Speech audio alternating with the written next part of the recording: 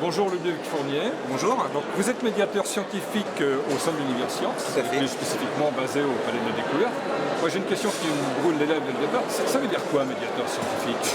Bien, médiateur scientifique, c'est réussir à rendre accessible, faire de la médiation, ça va être rendre accessible un sujet à des interlocuteurs dans un contexte donné.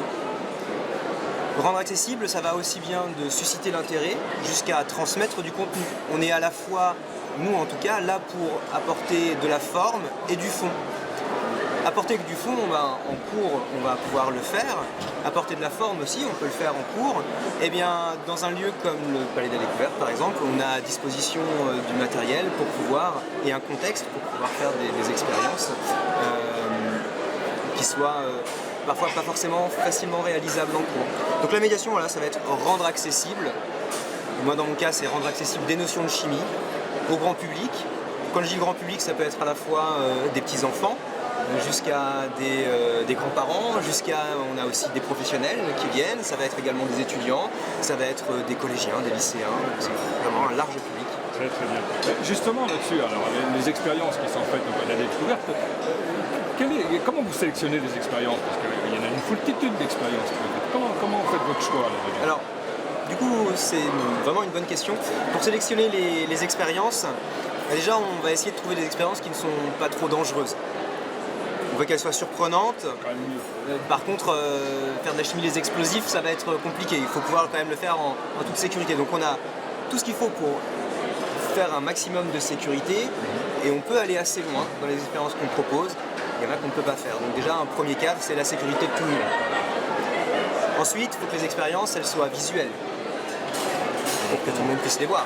Il faut qu'elles soient rapides. Ça veut dire que quand vous montrez un phénomène, je parle de la chimie, je ne parle pas des autres disciplines.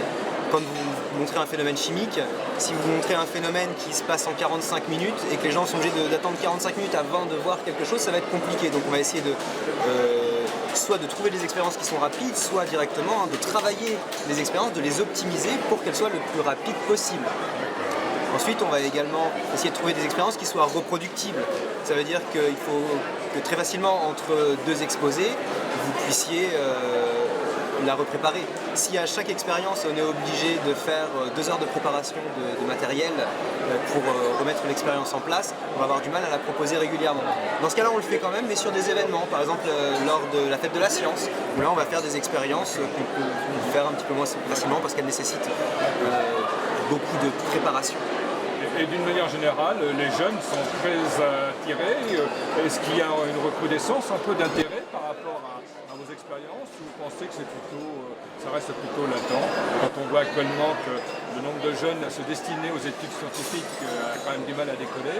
Et vous, comment vous le voyez au niveau du Palais de la Découverte? En tout cas, quand les gens repartent d'exposer, quand on a leur retour, que ce soit à la fois les classes ou que ce soit le grand public, les jeunes et les gens de manière générale ont l'air contents. En tout cas, c'est le retour qu'ils nous donnent.